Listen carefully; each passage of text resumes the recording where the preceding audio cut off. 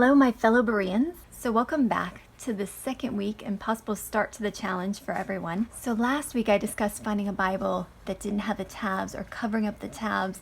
It's really up to you if you wanted to do that part of the challenge. I'm curious how that went for everybody as you were exploring using the Bible without tabs, just seeing how that feels, getting your mind jogged, just exercising that part of your brain. And now we're going to officially move into memorizing the New Testament. And we're starting here because this is an easier one to memorize, and some people might already have it memorized, but if you don't, we're going to go ahead and practice that now. And I want to show you a few tips that I realized when I was memorizing the New Testament. So one thing most of us know, if we've been in the faith very long, we know Matthew, Mark, Luke, and John. Those are the four Gospels, and we tend to know the order, and we know that Acts comes next. So that's something. Your first step is memorizing that if you don't already have it memorized, and adding to that Romans. When I was memorizing the order of the New Testament, I thought of it this way. We have the Gospels showing the disciples learning about Christ, and then Acts was what happened after he died, their actions. So it kind of just went together for me. And then what I was told is that Romans was a book that kind of summed up the Christian life. And so that to me made sense. So we had the disciples meeting Christ,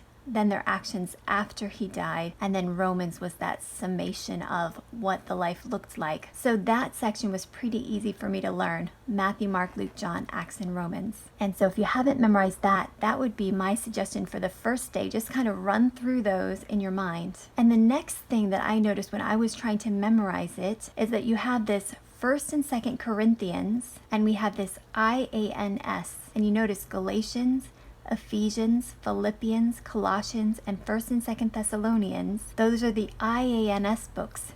So if anyone says a book that has an IANS sound, you know that it's in this section after Romans. That's that next section of books. And it's started by a 1st and 2nd, and it's ended by a 1st and 2nd. So those are kind of my clues. And then it is a memorization game to remember which order, and you can kind of play with that in your head. One example I heard recently was to think of General Electric Power Company, and that's Galatians, Ephesians, Philippians, Colossians, just to help yourself remember that order. But Galatians, Ephesians, Philippians, and Colossians, you can take that for your second date. You can practice memorizing that order. But even as you're learning it, just knowing that those IANSs are all together, you know that section, it makes it easier. And then knowing, okay, Ephesians always follows Galatians. It just becomes easier and easier as you practice. So those are the IANSs. And then what you notice is we stop with the 1st and 2nd Thessalonians, and we have that T that starts, and all the T books are right together. So that's why I have those in green. So we have 1st and 2nd Thessalonians, and the next 1st and 2nd Timothy. So those are two 1st and 2nds together, and then Titus. So those T books are together. And then the next set of books, Philemon, Hebrews, James, or Philemon, Hebrews, James, however you want to say it. But those are the next set of books you're going to memorize, that order. So it's helpful to me because they don't fit with the IANSs. They don't fit with the T book. They're on their own, Philemon, Hebrews, James.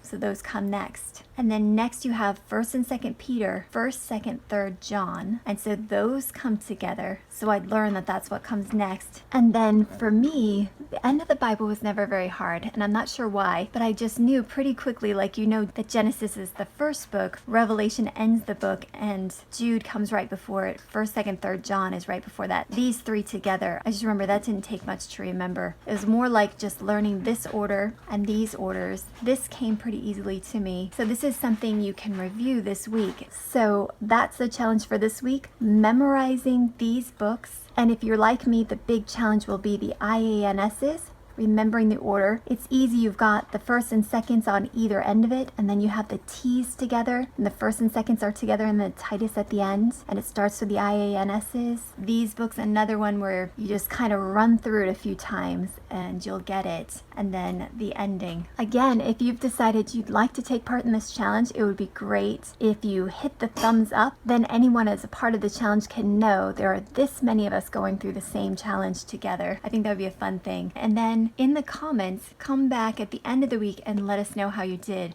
Give us an update how this week went for you. And until next week, be well. God bless.